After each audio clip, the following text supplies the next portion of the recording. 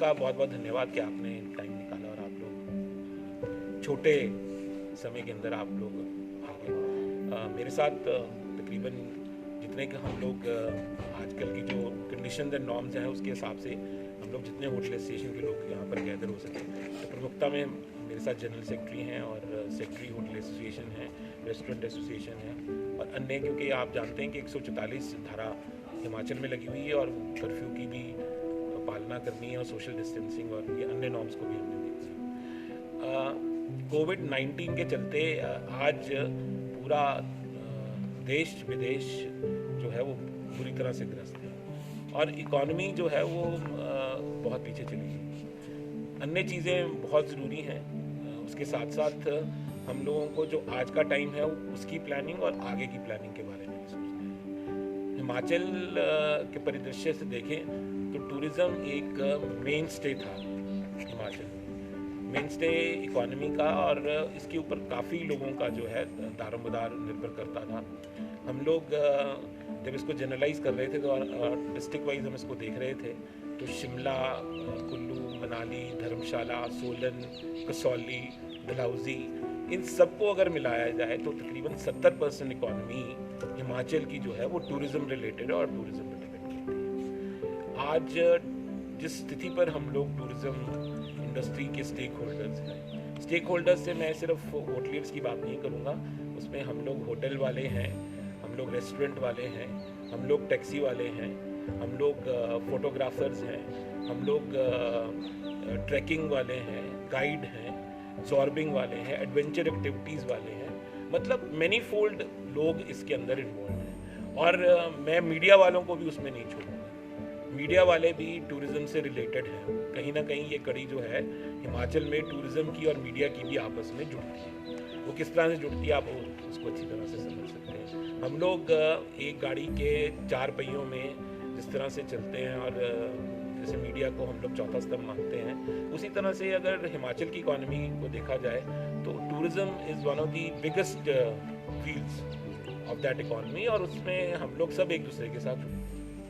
तो आपके माध्यम से हम लोग चाह रहे थे कि टूरिज़्म रिलेटेड जो आज प्रॉब्लम्स हम लोग फेस कर रहे हैं उनको आपके माध्यम से सरकार को और उन लोगों तक पहुंचाया जा सके जो इसके बारे में इसका समाधान निकाल सके। हम लोगों ने काफ़ी इसके ऊपर एक चर्चा की है।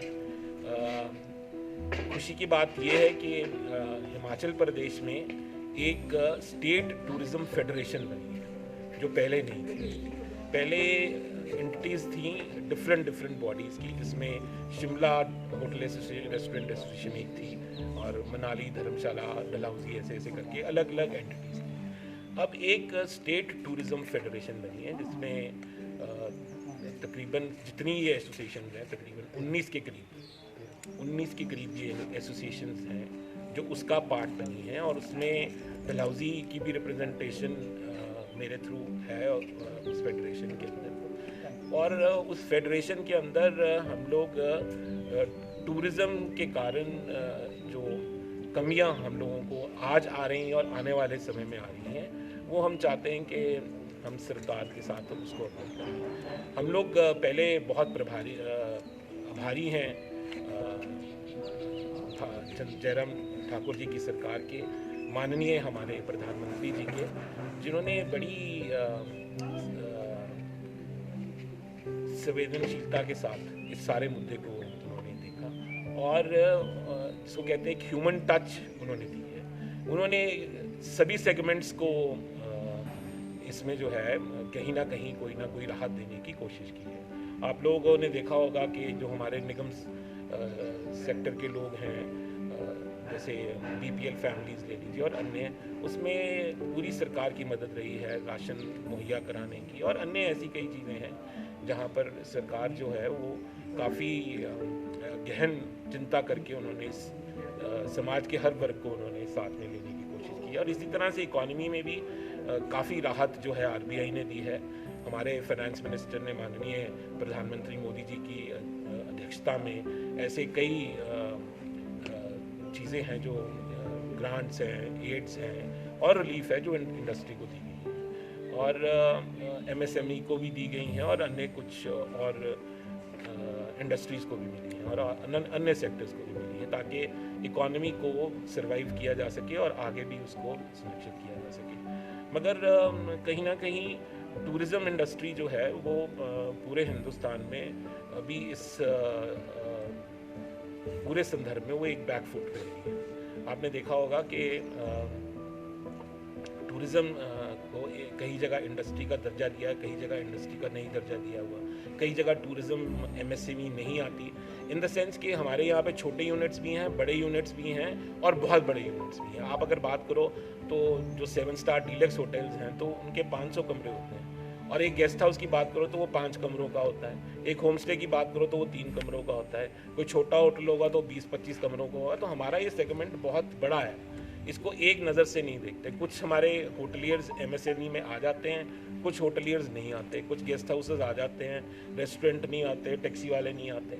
मगर टूरिज़्म के लिए एक ऐसा रोड मैप बनाना बहुत ज़रूरी है, हिमाचल सरकार के लिए ख़ास तौर पर और केंद्र की सरकार के लिए। और इस दिशा निर्देश में हम लोग बड़े फॉर्चुनेट हैं, क्योंकि हमारी रिप्रेजेंटेशन यहाँ से सरकार के साथ रही भी है। हम लोग माननीय मुख्यमंत्री को निजी तौर पर जानते हैं और ये मुद्दा मैंने CM साहब से उठाया भी था, और हमने एक रिप्रेजेंटेशन जो है डलहौजी होटल एसोसिएशन की हमने एक CM साहब को भेजी भी है, जिसकी कड़ी में हम लोग ऑलरेडी उनसे बात कर चुके हैं। और इसी तरह से एक संगठित होकर के जो फेडरेशन की मैं बात कर रहा था, हमने इसको स्टेट लेवल पे भी उस फेडरेशन के थ्रू उठाया, और आने वाले समय में हम लोग उसको सेंटर में भी उठाना चाहेंगे। कुछ मुद्दे जो हम लोग जिन चीज़ों पे हमने डिस्कस किया वो मैं आपके सामने रखना चाहूँगा। जो सबसे बड़ा मुद्दा इस वक्त टूरिज़्म इंडस्ट्री को फेस हो रहा है वो एम्प्लॉयज़ को लेकर के है, एम्प्लॉयमेंट को लेकर के है। आप लोग इस कड़ी में सब लोग जानते हैं कि सिर्फ होटल इंडस्ट्री के एम्प्लॉयज़ की बात ना करें, हम लोग ट्रैवल ट्रेड में, चाहे वो ट्रैवल एजेंट हैं उनके एम्प्लॉयज़ हों, चाहे टैक्सी ड्राइवर हैं, चाहे वो बस ड्राइवर हैं, चाहे वो कुली हैं, चाहे वो एडवेंचर एक्टिविटीज़ से रिलेटेड हैं, चाहे वो सेल्फ एम्प्लॉयड हैं या उन्होंने एम्प्लॉयमेंट ली हुई। इस वक्त एक ये बहुत बड़ा मसला हम लोगों के लिए बन गया है कि हम लोगों ने इनकी रोटी रोज़ी को भी चलाना है और अपनी रोटी रोज़ी का भी ध्यान रखना है। टूरिज़्म एक ऐसी इंडस्ट्री है जहाँ पर मार्जिन्स बहुत कम रहते हैं। हमारा जो पूरा का पूरा तामझाम है वो इतना लंबा चौड़ा है कि उसमें इतने एक्सपेंसेस होने के साथ साथ जब तक हमारे पास लिक्विड मनी नहीं होगी तो हम लोग इस चीज़ को सर्वाइव नहीं कर सकते। हमारे लिए, हिमाचल टूरिज़्म वालों के लिए बड़ी दुख की बात है कि हम लोग अपने सीज़न में जा रहे थे, जबकि आप अगर गोवा की बात करें, राजस्थान की बात करें, केरला की बात करें, तो वो टूरिज़्म उनका सीज़न ख़त्म हो गया था, वो ऑफ सीज़न में जा रहे हैं। यही हम लोग अगर ये बातें हमारी नवंबर दिसंबर में होती तो हम लोग भी थोड़ा इतना चिंतित ना होते, क्योंकि आप ओवरऑल जब आप नॉर्दर्न स्टेट्स की बात करेंगे जिनका गर्मियों का सीज़न रहता है, तो उनके लिए 15 अप्रैल से लेकर के 15 जुलाई तक ये मेन फ्रेम होता है सीज़न का, जिसमें आपने अपने पूरे साल की कमाई के अंदर अपना घर भी पालना है, अपने एम्प्लॉयज़ का घर भी पालना है और आपने सभी चीज़ों का ध्यान रखना है, क्योंकि ये मेन टाइम है का। तो वेरी अनफॉर्चुनेट हिमाचल के लिए, उत्तरांचल के लिए, सिक्किम के लिए, J&K के लिए, ये उन स्टेट्स के लिए जहाँ पर सीज़न में टूरिज़्म था। हमने इसको एक तरह से हमने एक सर्वे किया। हिमाचल में इस वक्त अनऑर्गेनाइज सेक्टर और ऑर्गेनाइज सेक्टर के अंदर तकरीबन 6000 के करीब यूनिट्स हैं, 6000 यूनिट्स। और अगर हम एवरेज एक यूनिट की 20 एम्प्लॉयज़ की भी लगाएं तो आप हिसाब लगा सकते हैं कि सिर्फ होटल में कितने लोग इसके अंदर थे।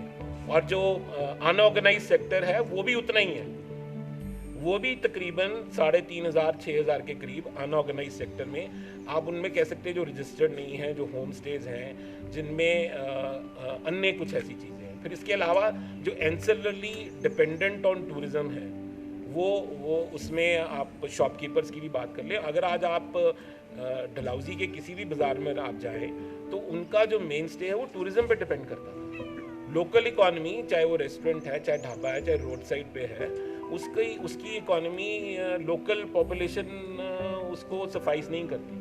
आपने ये देखा भी होगा और आप लोग अपने आप भी जानते हैं, आप लोग लोकल यहाँ पे सब लोग हैं, कि हर दुकानदार का जो 60-70% जो काम था वो टूरिज़्म पे डिपेंडेंट था। तो इस कड़ी में लेते हुए और ख़ासतौर ये एम्प्लॉयज़ को देखते हुए तो हमारी आपके माध्यम से सरकार को अपील है कि जो छोटे मिडिल और लोअर होटल्स हैं उनके एम्प्लॉयज़ को जो है मनरेगा के तहत कुछ ना कुछ राहत मिलनी चाहिए। क्योंकि चाहे ऑर्गेनाइज सेक्टर है, ऑर्गेनाइज सेक्टर आप होटलियर से मिल लीजिए, उनसे बात कर लीजिए, कुछ ना कुछ एक अंश जो है मनरेगा के तहत अगर उनको मिले तो उन लोगों के घर परिवार जो है वो चल जाएंगे।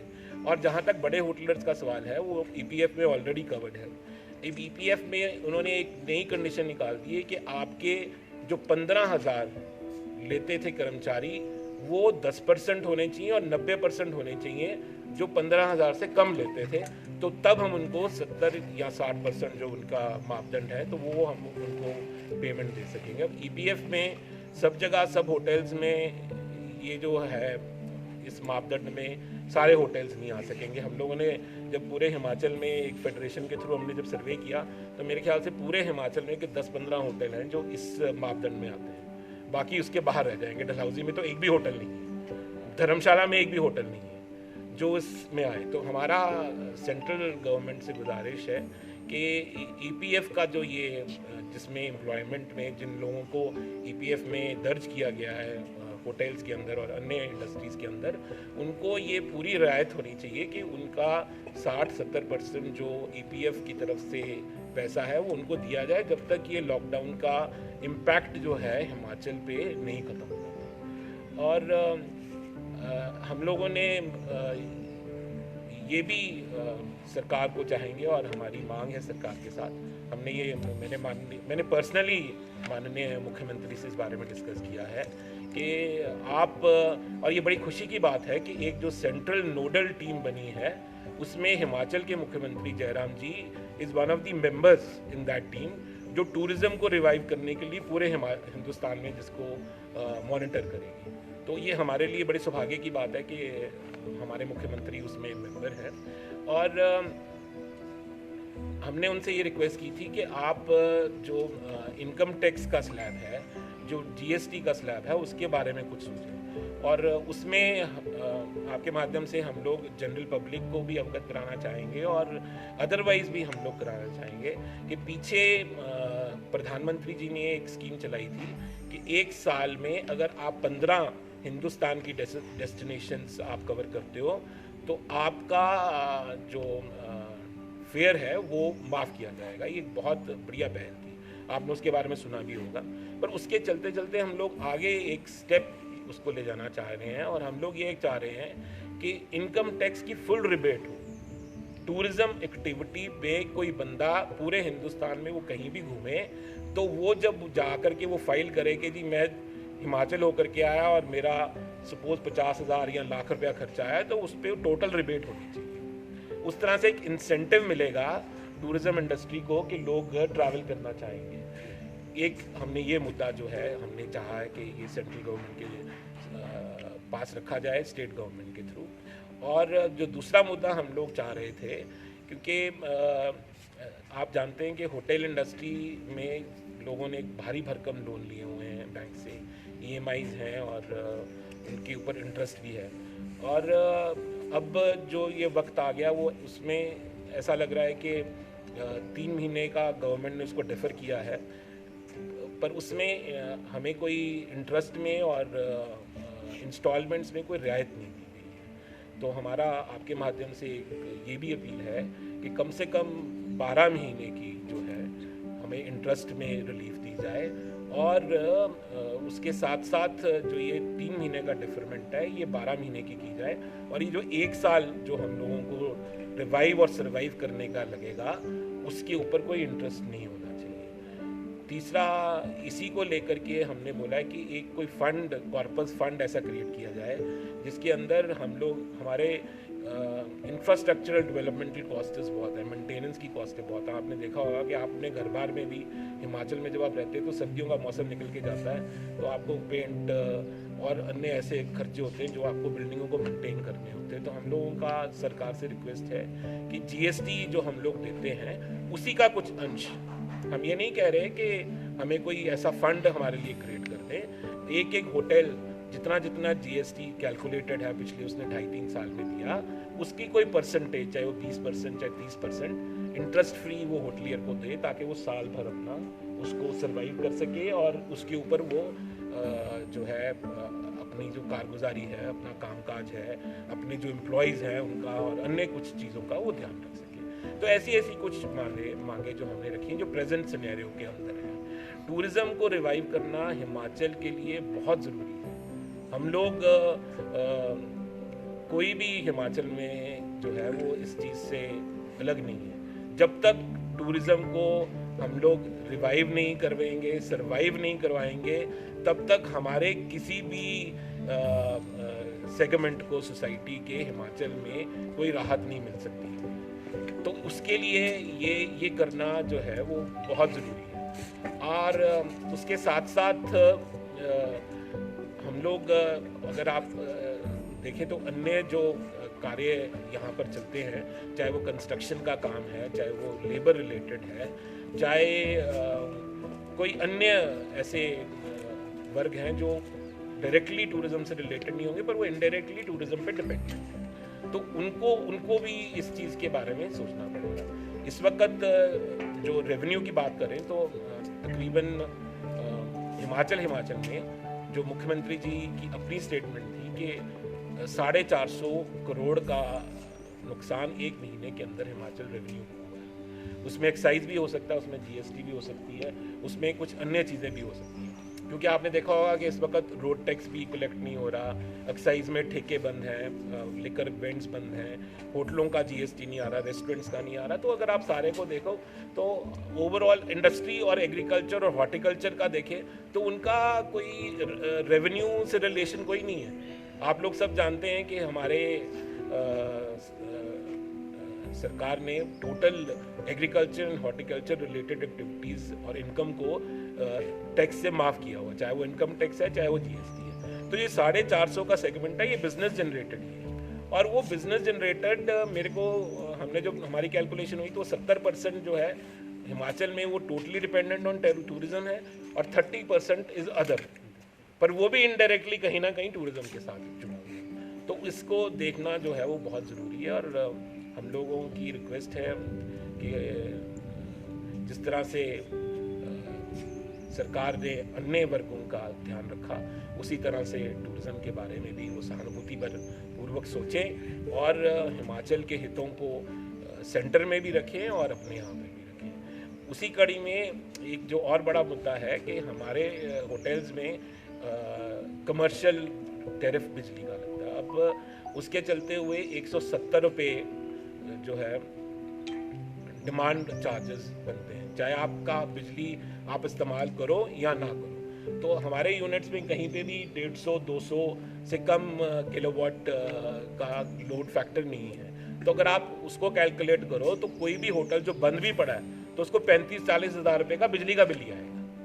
तो हमारी आपके माध्यम से सरकार से ये भी मांग है कि ये जो पीरियड लॉकडाउन का है इसमें जो डिमांड चार्जेस हैं इनको ख़त्म कर दिया जाए और जो हमारे रेलेवेंट चार्जेस जो मीटर के ऊपर बिजली के आते हैं वो लिए जाएं। और जब तक ये लॉकडाउन रहता है ये कमर्शियल की जगह इसको डोमेस्टिक रेट किया जाए। तो मैं समझता हूँ कि हमारे अगर हमने कोई ऐसी अनफोर्सीन या अनवांटेड डिमांड्स जो हैं वो सरकार की तरफ नहीं रखी हैं। और बड़ी खुशी की बात है कि हमारे मुख्यमंत्री वो इस बात को समझते हैं और उन्होंने पूरा आश्वासन जो है हमारी एसोसिएशन को, हमारी फेडरेशन को दिया है कि हम लोग इसके बारे में सोचेंगे और इसके बारे में डेफिनेटली करेंगे।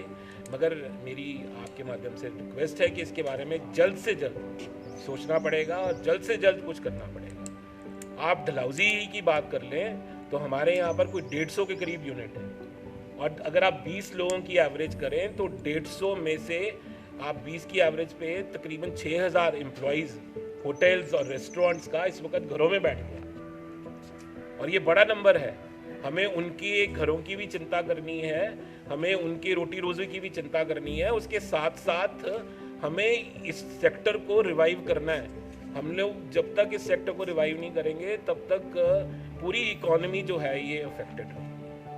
तो मैं इसके साथ आपका बहुत बहुत धन्यवाद करता हूँ, और मैं आशा करता हूँ कि आप अपने अपने जो भी आपके न्यूज़पेपर्स हैं, आपके चैनल्स हैं, आपके वेबकास्ट्स हैं, आपके अन्य जो चैनल्स हैं, आप ये मुद्दा सुर्खियों में उठा करके सरकार के समक्ष रखेंगे और टूरिज़्म को रिवाइव करने के लिए आप हमारी